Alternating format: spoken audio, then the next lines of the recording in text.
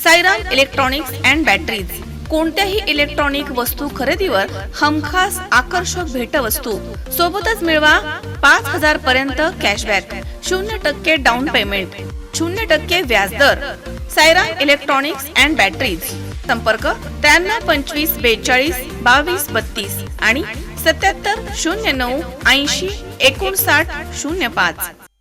परभणी येथील डॉक्टर बाबासाहेब आंबेडकर यांच्या पुतळ्याजवळील संविधानाच्या प्रतिमेची विटंबना करून तोडफोड करणाऱ्या आरोपीला कठोर शासन होणं याबाबत तसेच सदरील घटनेमागील सूत्रधारांचा तपास करून त्यांच्यावरती गुन्हे दाखल करून त्यांना अटक करण्यात यावी या मागणीसाठी सामाजिक कार्यकर्ते डॉक्टर जालिंदर घिगे यांच्या नेतृत्वाखाली राहुरी येथील तहसीलदार यांना निवेदन देण्यात आलंय।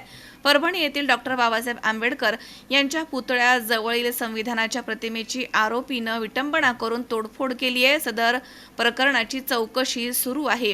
काही संदिग्ध लोकांना पोलीस प्रशासनानं ताब्यात घेतल्याचं समजतंय, परंतु सदर घटनेचा विचार करता सध्याच्या महाराष्ट्र आणि देशाच्या एकूणच राजकीय आणि सामाजिक वातावरणाचा विचार करता हे काम कोणत्या एकट्या दुकट्या व्यक्तीनं केलेलं नाहीये असं स्पष्ट होतंय। तरी ही घटना राज्यामधील काही राष्ट्रद्रोही आणि जातीयवाद तसेच मनुवादी प्रवृत्तीच्या संघटनांनी पूर्वनियोजित पद्धतीनं केली आहे। नियोजनबद्ध पद्धतीनं ही गोष्ट घडवून आणण्यात आली आहे। त्याद्वारे त्यांना महाराष्ट्रामध्ये दंगली घडवून आणण्याचा आणि घातपात घडवून आणण्याचा प्रयत्न स्पष्टपणे अधोरेखित होतोय। या घटनेची सखोल चौकशी करण्यात यावी आणि ज्या पूर्वनियोजित तसेच नियोजनबद्ध पद्धतीनं ज्या गोष्टी घडवून आणल्या आहेत त्याद्वारे महाराष्ट्रामध्ये दंगली घडवून आणण्याचा आणि घातपात घडवून आणण्याचा प्रयत्न करणाऱ्या मास्टरमाइंड आणि राष्ट्रद्रोही जातीयवाद तसेच मनुवादी प्रवृत्तीच्या संघटनांवरती त्वरित कायदेशीर कारवाई करण्यात यावी, अन्यथा आमच्या सर्व आंबेडकरवादी आणि बहुजन तसेच पुरोगामी विचारधारेच्या संघटनांकडून तीव्र स्वरूपाचे आंदोलन छेडण्यात येईल असा इशारा आंबेडकरवादी तसेच बहुजन आणि पुरोगामी कार्यकर्ते यांच्या वतीनं देण्यात आलाय।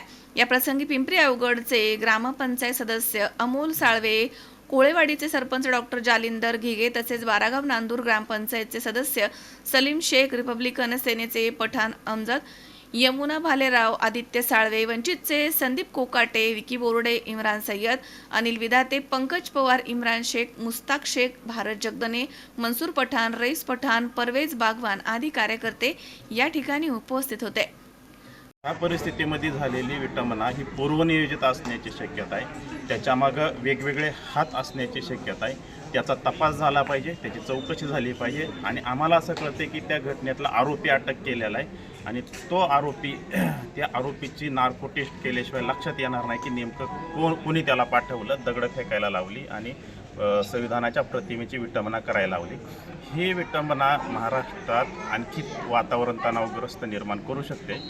ज्या पद्धतीनं देशात आणि महाराष्ट्रात भाजपचं सरकार व्यवहार करते, त्यांच्या आमदारांच्याकडून त्यांच्या लोकप्रतिनिधीकडून ज्या पद्धतीचे स्टेटमेंट येत आहेत की तलवारी घ्या आणि मुंडके छाटा अशा प्रकारचं स्टेटमेंट काल शिवाजीराव कर्डिले यांनी झालेल्या एका मोर्चामध्ये केलं आणि त्याचे अर्थ असेच आहे की तुम्ही संविधानाला मानत नाही, तुम्ही संविधानाच्या विरोधात कृती करताय आणि तुम्हाला कायदा अमान्य आहे। अशा स्वरूपाच्या स्टेटमेंटमुळं सुद्धा संविधानाची विटंबना व्हायचं शिल्लक राहत नाही।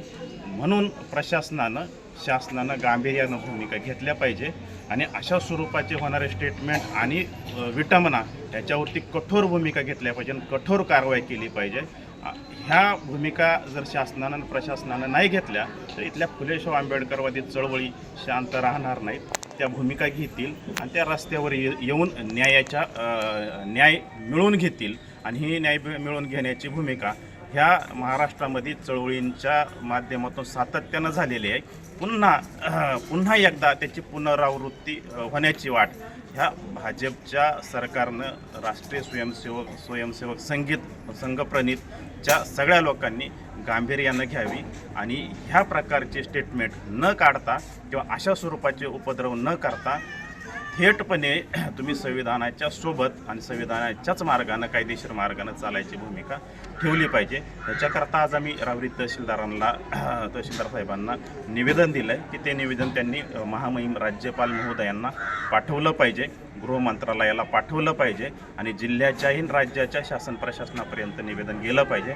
अशा स्वरूपाचं निवेदन राहुरी तालुक्यातल्या वेगवेगळ्या सामाजिक क्षेत्रात काम करणाऱ्या कार्यकर्त्यांनी, संघटनांमध्ये काम करणाऱ्या कार्यकर्त्यांनी, ग्रामपंचायतच्या लोकप्रतिनिधींनी हे निवेदन आज माननीय तहसीलदार साहेबांना दिलेलं आहे. आणि हे निवेदन देऊन भूमिका जर घेतल्या गेल्या नाही तर आम्हालाही नगर जिल्ह्यात आणि राहुरी तालुक्यात उग्र स्वरूपाच्या आंदोलनाची भूमिका घ्यावी लागेल.